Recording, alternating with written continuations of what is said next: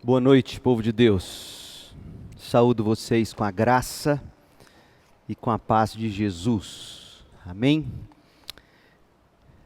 É um prazer poder chegar até o seu lar. É um privilégio contar com tantos recursos e poder quebrar essa barreira que neste momento nos impede de nos reunir como igreja, não é? A importância da reunião da igreja.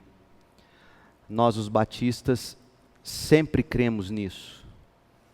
O culto, a assembleia, a igreja reunida, é o grande instrumento de Deus na proclamação da palavra, para a oração coletiva, a oração comunitária, os cânticos, a celebração dos batismos, da ceia do Senhor.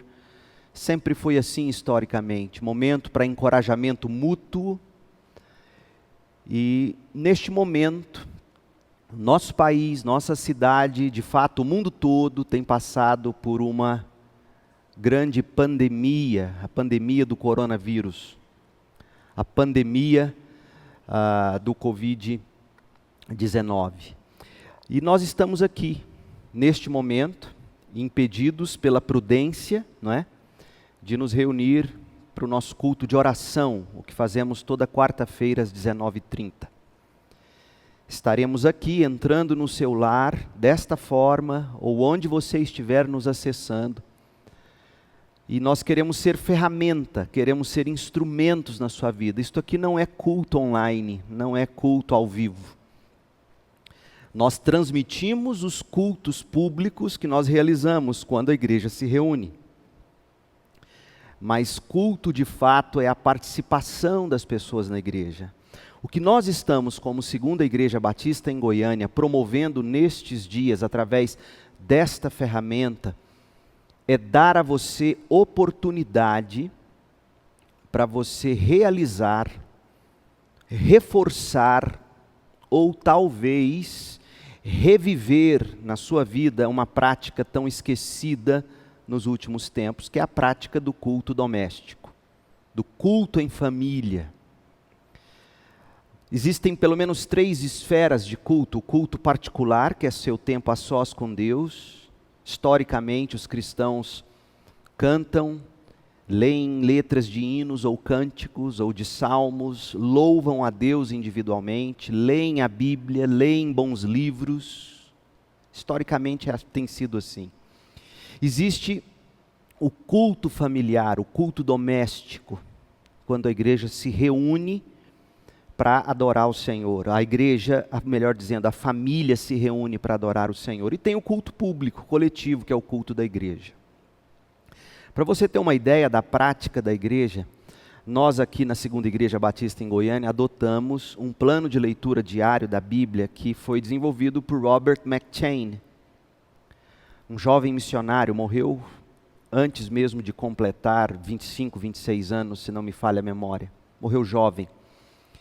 Grande herói de muitos dos nossos heróis. Spurgeon, por exemplo, e outros. Enfim, ele desenvolveu um plano de leitura que se constitui em ler-se 4 colunas, 4 partes da Bíblia por dia. Se você que é leitor assíduo, seguindo o nosso plano de leitura bíblica aqui na igreja, você já observou que são 4 colunas para se ler durante o mesmo dia. Sendo que as 2 primeiras colunas foram idealizadas para que se leia individualmente pela manhã, em devoção particular, em culto pessoal particular. As 2 últimas colunas foram idealizadas para serem lidas em família, à noite, ou durante o almoço, ou antes de dormir, no início da tarde, como fosse. Veja que esse plano de leitura ele foi desenvolvido para estimular estas 2 esferas do culto, seu culto privado, lendo as 2 primeiras colunas, e o culto familiar, lendo as 2 últimas colunas. Então, nós queremos servir como ferramenta para você desenvolver isso na sua casa, com seus filhos. Você, homem de Deus, pai de família, você tem a responsabilidade de chamar sua família para este momento. Talvez você nunca tenha feito isso ou não saiba como fazer. Hoje eu quero, em vez de pregar, em vez de ensinar, eu quero dar algumas dicas sobre como você pode desenvolver o culto doméstico. Tá certo? E esperamos em Deus que em breve, muito em breve, tudo isso passe, essa epidemia, essa pandemia, e a gente volte a se reunir como igreja. Confesso a vocês que cada áudio que eu tenho feito, cada vídeo, cada carta, isso pesa no meu coração. Eu amo estar com vocês e sei que vocês também. Inclusive, antes de orar e falar de outras coisas, hoje tem sido muito mais instruções, estamos usando esse meio para instruções. Eu quero ler para vocês uma mensagem que eu recebi pelo WhatsApp de uma jovem da nossa igreja, para você entender qual é a sensação que muitos estão tendo, talvez você também, mas não saiba colocar em palavras. E para você entender o que de fato é ser igreja. A jovem escreveu assim, escreveu agora há pouco, era 6:50 da noite quando ela me escreveu. Meu pastor, gostaria de agradecer o cuidado que tens tido para conosco, suas ovelhas. Ao ver o vídeo ontem, o vídeo que nós mandamos explicando sobre as suspensões públicas das atividades da igreja, ao ver seu vídeo ontem, meus olhos se encheram de lágrimas, porque me parte o coração deixar de nos reunir em culto público. Nem consigo imaginar o quão difícil é o momento que o Senhor está passando. E é mesmo. Mas me alegra muito ver, mesmo em meio ao caos em que o mundo se encontra, o cuidado do nosso Pai para conosco.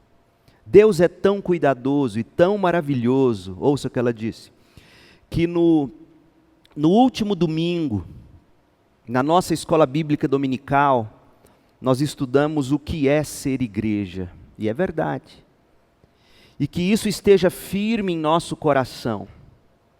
Por mais que estas coisas sejam importantes, ou seja, culto, o louvor, o prédio da igreja, por mais que essas coisas sejam importantes, igreja não é o culto, igreja não é o louvor, igreja não é comunhão simplesmente, igreja é um povo separado por Deus, que foi regenerado por meio do sangue de Cristo, para ter comunhão com o Pai.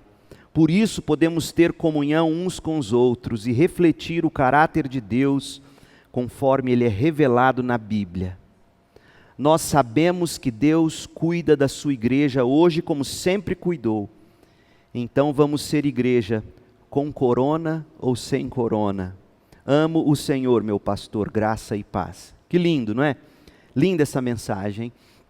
E reflete muito bem, de fato, o que é ser igreja. Convido você a fechar os olhos e orar comigo agora. Pai, nós cremos na soberana providência do Senhor. Nós cremos que o Senhor dirige os tempos e as estações. Nós cremos que o Senhor ordena e reprime epidemias, pestes. Nada disso pega o Senhor de surpresa. O Senhor mesmo, diz o apóstolo Paulo, sujeitou todas as coisas à futilidade, na esperança de salvar pecadores.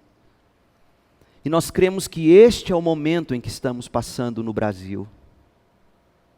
E no mundo de fato.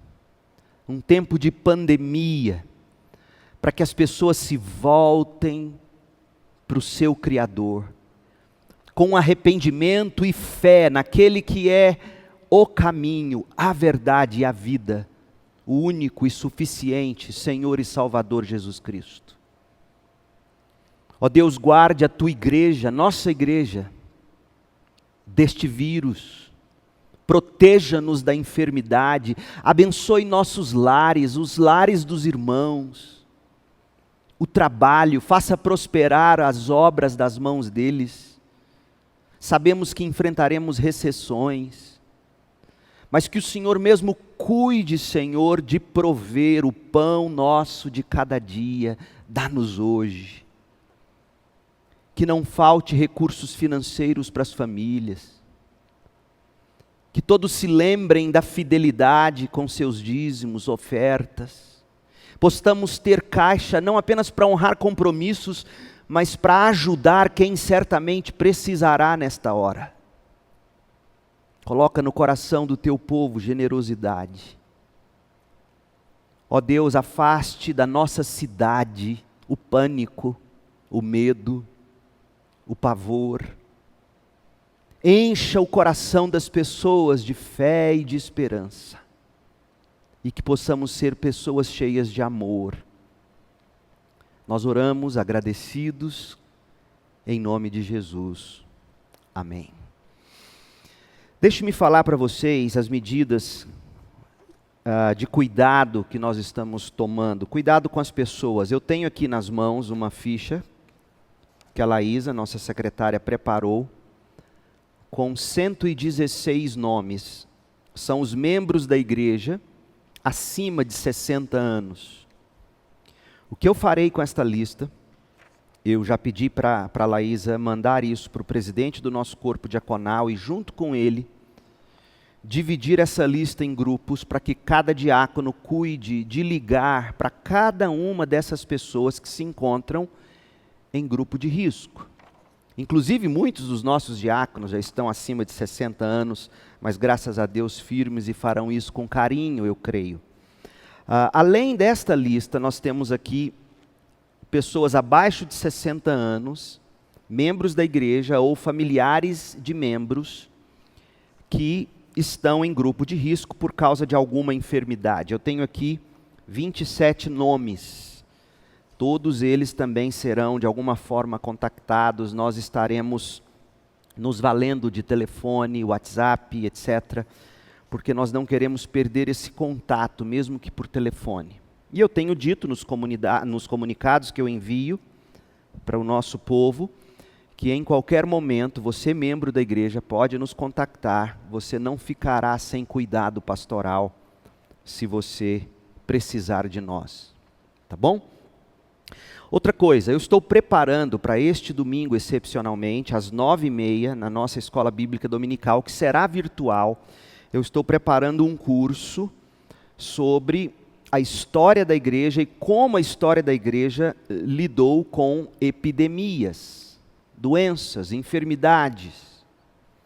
Então eu quero que você se antene, porque domingo nós faremos isso em 2 partes. Durante a escola bíblica dominical, durará aí uns 50 minutos, e depois no horário do culto, às 10h30, nós voltaremos com este tema para terminar esta aula, na verdade, que faremos pela manhã.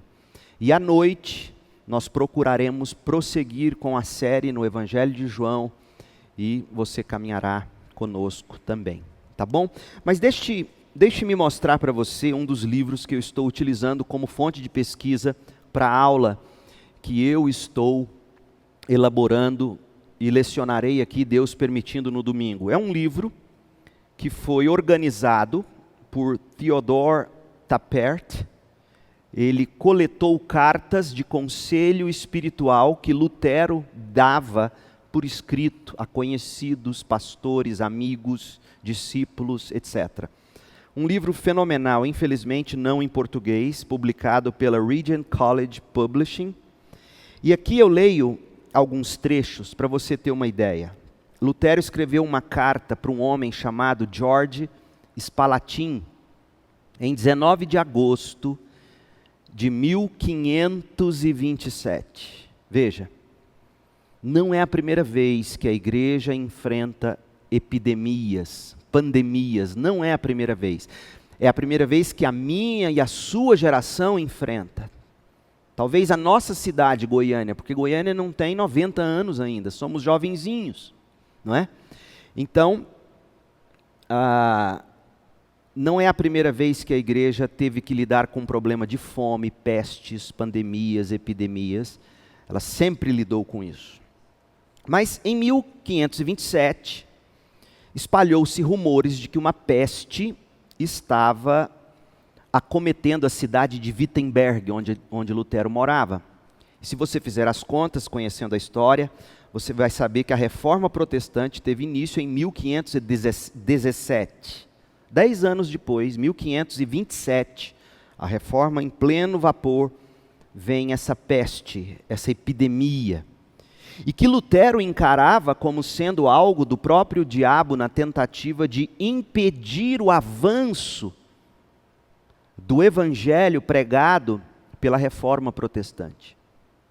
Inclusive, a epidemia tornou-se tão forte num determinado momento em Wittenberg, que a Universidade de Wittenberg, onde Lutero treinava seus obreiros, precisou ser transferida para outra cidade, e Lutero se condoeu muito, sofreu muito com isso. Mas no início desta epidemia, Lutero minimizou o potencial dessa epidemia. Ele achava que era fake news.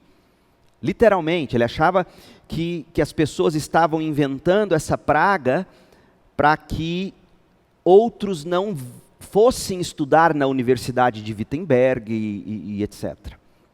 E aí, no dia 2 de agosto, mudando de ideia, Lutero escreveu uma carta para o seu discípulo Felipe Melanchthon, para dizer a ele que ele, Lutero, escrevendo a Melanchthon, dizendo: olha, eu me recuperei da doença, estou bem. Quer dizer, aquela enfermidade que no início ele achou que não existia, finalmente pegou inclusive ele, Lutero, mas ele estava restabelecido. E aí ele escreveu a Melanchthon o seguinte: estamos persuadidos de que a praga realmente está aqui, a peste, aquela epidemia, mas nós esperamos que ela será leve e passageira.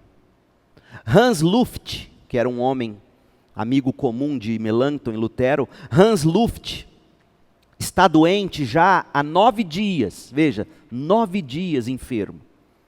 E ontem ele pareceu ter, inclusive, enlouquecido em meio àquela enfermidade.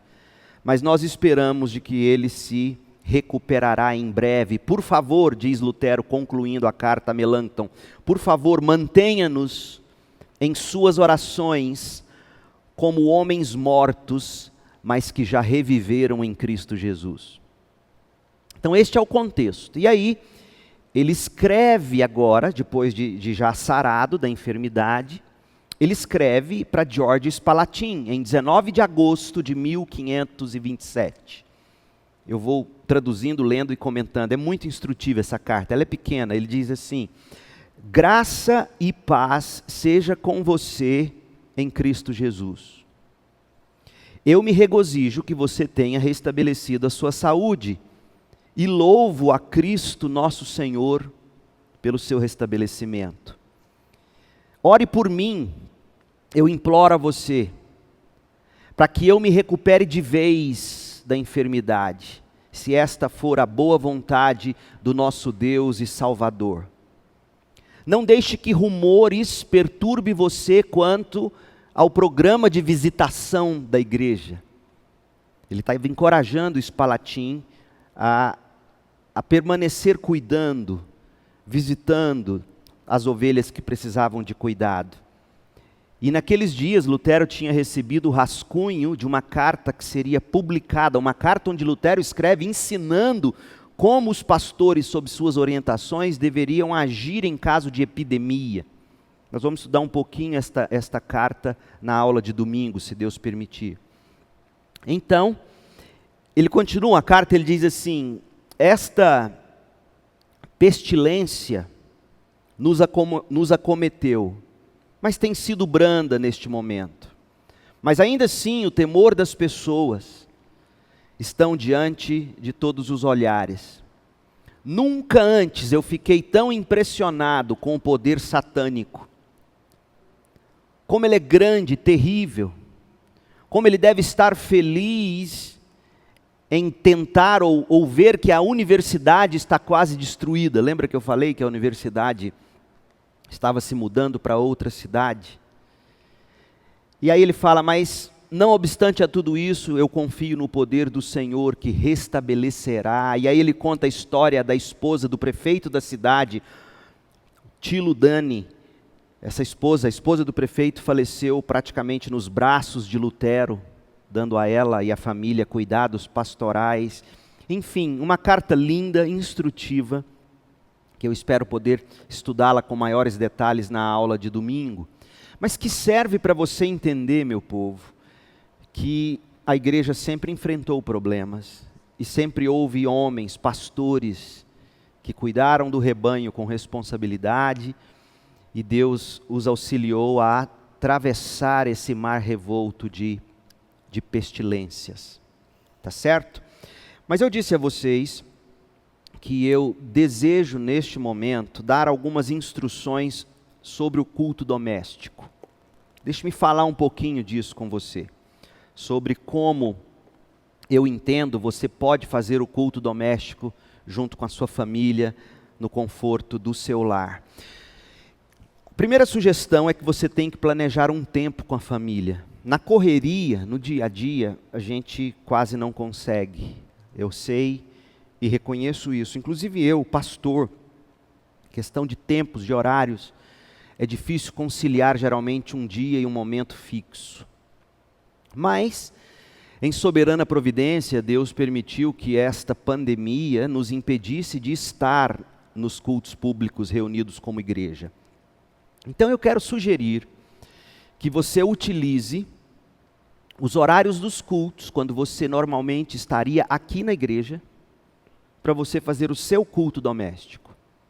Quarta-feira à noite, domingo pela manhã e domingo à noite. Então este será um tempo de família ou de amigos. Lembre-se também de que na nossa igreja há pessoas solitárias. E obviamente observando todas as instruções de saúde e higienização, se possível e na medida do possível, tenha alguém, algum irmão, algum amigo com você neste momento.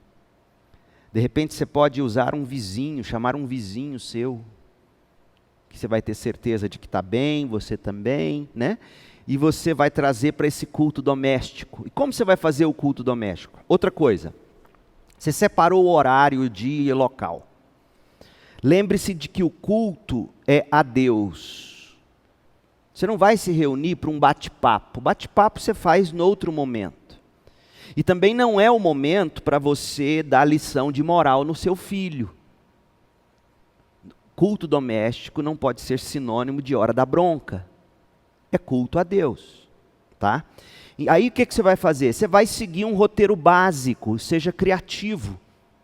Eu me reuni com o Orlando, nosso ministro de música, hoje à tarde, antes de começarmos aqui, e expliquei qual é a ideia dessa transmissão enquanto nós não podemos nos reunir aqui. Qual é a ideia? Eu disse no início e repito, talvez com alguns outros detalhes. A gente vai iniciar com uma música instrumental, vamos cantar 2 ou 3 cânticos. Eu venho, prego, ensino, e a gente encerra com um momento instrumental, e a transmissão será cortada. Quando a transmissão for cortada, você vai junto com a família aí onde você está reunido, o que você vai fazer? Vocês vão conversar sobre o que foi ensinado, sobre o que foi pregado. Vocês vão conversar sobre isso. Vocês vão orar sobre os desafios que Deus com certeza trará à família ou individualmente a cada um de vocês. Tá certo? Então esse é o padrão. Espero que com isso você comece o hábito. Porque daí, a partir disso, o que você vai fazer? Você vai ter pelo menos uma vez por semana um culto doméstico. Eu espero que a gente crie essa cultura. E aí o que você vai fazer? Você vai iniciar orando, uma oração invocatória, né? Deus, estamos aqui, eu, minha família, abençoa-nos nesse tempo. Fale conosco, receba o nosso louvor, a nossa adoração. Se vocês não forem tão bons para cantar como eu não sou, aliás, eu canto muito bem, é que eu não gosto de constranger os membros da minha família, então a gente não canta, né? Mas o que você pode fazer? Você pega o celular, vai lá no Spotify, vai lá no Apple Music, vai no YouTube, E pegue um cântico, alguém cantando bonito, um cântico bonito, ou um hino, como você preferir, e ouça, ou cante acompanhando ali. Vai ser o seu tempo de adoração em família. Terminou a música, você pode ler um trecho da Bíblia. Um capítulo da Bíblia. Lê. Eu não sei pregar, não tem problema. Leia a Bíblia. Termine de ler e pergunte, você homem, líder do lar que está conduzindo, pergunte assim: qual lição principal nós podemos extrair da leitura deste texto da Bíblia? E aí cada um coloca a sua impressão. Você está conduzindo esse momento. Cada um faz suas considerações e com base nas considerações vocês oram e encerra o culto. Esse é o culto doméstico. Simples, leve, gostoso. A família diante de Deus, ao redor da palavra de Deus. A Micaela me contou, que ontem eu orientei a Mirela, vocês conhecem a Mirelinha, nossa mocinha aqui da igreja, filha da Micaela. E eu orientei, falei: Mirela, você não está indo para a escola, o que você faz? Eu gosto de assistir vídeo no YouTube. Aí eu dei um desafio, você vai fazer o seguinte, ela ganhou um fone de ouvido, falei: você vai usar esse fone de ouvido para você assistir as pregações do pastor Leandro, tá bom? Comece pelo Apocalipse. E ela: tá bom. Aí a Micaela me contou que ela não começou por Apocalipse, eu vi, porque inclusive ela entrou no canal no YouTube e fez um comentário. Pastor Leandro, assisti a mensagem, eu li o comentário dela, foi numa mensagem em Isaías. Mas o curioso é que ela fez o seguinte: ela ouviu a mensagem, falou para a mãe dela e para o pai dela, para o Pedro e para a Micaela, disse: olha, é ordens do pastor, fez eles se levantarem da cama, fez o Pedro desligar a televisão, oraram, pôs o pai e a mãe de joelhos, oraram e fizeram um culto doméstico. Olha que coisa linda. Eu espero que isso aconteça mais vezes entre nós. Desligue a TV, desligue o Netflix, desligue as mídias sociais e faça esse culto doméstico. Leia um parágrafo, pega Provérbios, e leia um capítulo de Provérbios, ou um capítulo do Evangelho, e enfim. Então você vai começar com uma música, ouvindo, você vai orar pedindo a iluminação de Deus, você vai ler um trecho da Bíblia, você vai pedir para que cada um compartilhe o que ficou gravado no coração. Enquanto você está lendo o trecho da Bíblia, é bom que cada um também tenha a Bíblia na mesma versão, acompanhando a sua leitura. Ou o que você pode fazer, como geralmente eu faço, eu leio um parágrafo, um versículo, a Cris leu outro, a Bela leu outro, o Samuel leu outro, eu leio, e a gente vai cada um lendo um versículo até terminar o capítulo. E terminado, aí você conduz esse momento. O que Deus colocou, imprimiu no seu coração com base nisso? E aí vocês vão pegar os motivos de oração, oram e encerram o culto doméstico. É maravilhoso isso, gente. Então, além das orações que vocês terão, nós estamos também criando aí uma corrente de oração, a Laísa está capitaneando isso daí, nós vamos mandar motivos de oração, mas algo principal, duas coisas principais pelas quais você precisa orar. Primeira, que Deus use esse momento de pandemia para que cada um de nós tenha a oportunidade de falar de Jesus e fazer discípulos para Jesus. Isso é prioritário. Porque quando o Evangelho for pregado em todo o mundo, virá o fim. O fim ainda não veio, porque o Evangelho ainda não foi anunciado. Se ainda estamos aqui vivos, sobrevivendo a vírus, é porque o Evangelho não foi pregado. Então, ore para que você consiga fazer discípulos. E você tenha intrepidez, amor, coragem para fazer discípulos. Hoje mesmo, antes de vir para a igreja, eu visitei uma pessoa que eu sei está enlutada, não é membro da igreja, alguém por quem eu tenho orado há muito tempo.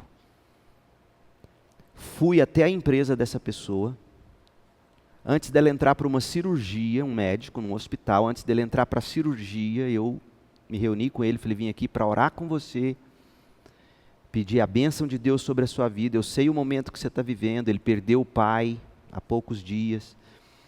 e sei das suas crises, das suas dificuldades. Eu vim aqui para dizer que o Senhor Jesus é contigo, orei por Ele e me coloquei à disposição dEle. É momento para isso, meu povo. Eu iria num outro lugar, uma outra pessoa que visitou nossa igreja no domingo, dono de um restaurante na cidade, eu iria lá, mas ele não estava lá. Eu iria lá para fazer essa oração. Então, que Deus te dê isso também, para você ganhar pessoas para Jesus. Tá certo? E o segundo motivo de oração é pelas finanças. Nossas, todos nós, sua família, comércios estão fechando, está muito difícil. Eu ouvi dizer, não sei se é boato, que até 24 de outubro, amanhã, estaria já fechada o comércio na 24 de outubro, nossa avenida aqui. Os shoppings, Avenida 44, enfim. Então muita gente vai ficar sem trabalho temporariamente, muita gente que depende. Então você vai orar pela saúde financeira, da igreja inclusive, para que não caiam nossas receitas, para que a gente honre os nossos compromissos e tenhamos caixa. Eu tenho falado com o nosso tesoureiro, vai me informando como está o caixa, porque eu quero que a gente tenha caixa, para que se preciso for, a gente possa ajudar membros que porventura venham passar necessidade.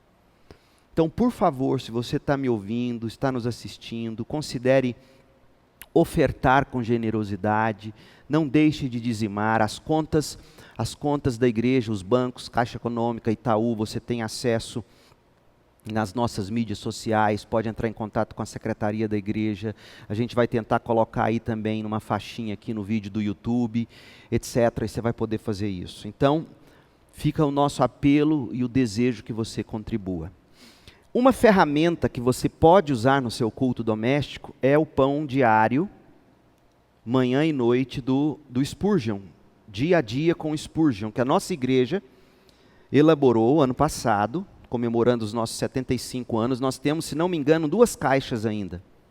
Você pode adquirir isso aqui na secretaria da igreja, e você tem um devocional para a manhã do dia e para a noite do dia. Você pode usar uma leitura dessa aqui no dia que você estabelecer para ser a leitura do seu culto doméstico, se você preferir. Lê o Spurgeon, você vai amar isso daqui.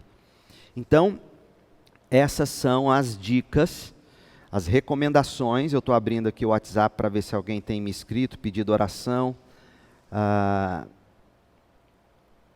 Deixa eu ver aqui, se você está ao vivo.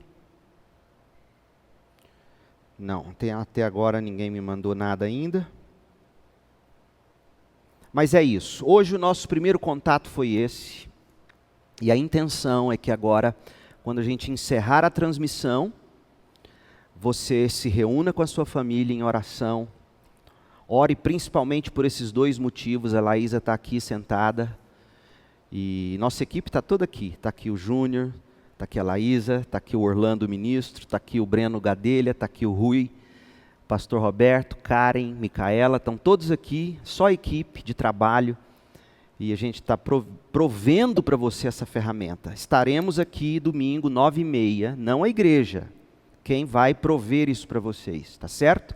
9h30 para a escola bíblica, e também às 10h30 para o culto da manhã, e à noite, às 19 horas. Gente, esse pode ser um tempo fenomenal para você ganhar pessoas para Jesus. Sabe, eu sei que a gente tem que ter cautela nesse momento, evitar aglomerados, mas 1 ou 2 amigos que você sabe que está sadio, e você também, né? Que você também não vai chamar para sua casa, você vai ser amigo da onça, tossindo, chamar o cidadão, acabou de chegar da Itália, fala, vem assistir um culto na minha casa. Não é assim, né, gente? Pelo amor de Deus. Mas trazer e pôr para ouvir a transmissão, e a hora que encerrar, você ali no culto com a família, falar com essa pessoa. Faça isso, faça isso. Eu sei que Deus fará grandes coisas, e eu quero que você mande para nós os testemunhos, tá bom? Mande para nós como tem sido o testemunho, quando a gente desliga a transmissão, que você está ali com a família, com um amigo que você convidou, como é que tem sido isso? Manda para os nossos aí, nossas redes sociais, WhatsApp, a gente quer, na medida do possível, encorajar passando isso para você. Tá bom? Alguma coisa aí, minha equipe, que eu talvez esqueci de dizer? enfim. Então deixe-me deixar aí com você, deixe-me deixar um texto. Abra sua Bíblia em Romanos 8. Eu quero que a gente encerre. Eu vou ler esse trecho, vou orar encerrando, e o Orlando vai terminar ao som do piano, e em seguida a gente termina a transmissão. E eu encorajo você a ficar aí, a ficar aí com a sua família, orando por oportunidades de discipulado e por saúde financeira e fidelidade dos irmãos para contribuição, inclusive, na igreja. Parece que eu recebi um pedido de oração aqui, deixa eu ver. Orar pela Maria Eduarda, filhinha do Frederico e da Regilma. Ela está com pneumonia, é família, membro da nossa igreja. Maria Eduarda, filhinha do Fred e da Regilma. Ela está no Ministério Infantil, a Maria Eduarda? O pastor Roberto está aqui, a Karen, com certeza a gente fará algum contato. Eu já tenho falado com o Frederico por mensagem, mas vamos lembrar de orar por ela. Deixe-me ver se tem algum. Orar por nossa família. A Leide está mandando aqui um WhatsApp pedindo que a gente ore pela família dela e pela saúde da Leide. A Leide está num tratamento de câncer de mama, feito quimioterapias, e nós vamos, e peço que você inclua aí na sua lista de oração. Quantos anos a Mirella tem, Micaela? 6 anos. A Cristiane, minha esposa, está me advertindo aqui que eu tenho que dizer a idade da Mirella, a mocinha que fez o culto doméstico com os pais. 6 anos, hein, gente?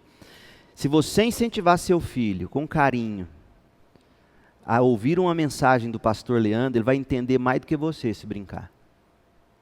E ele vai aprender. Faça isso. Deixa eu ver aqui. O que mais? Pedido de oração. Família da Mirtes, família do Alexander, da Júlia, da Wanda, da Cibele, enfim. Então esses são os pedidos. Você vai tomar nota disso aí e vai compartilhar no seu pedido, no seu momento de oração. E vamos ler Romanos 8.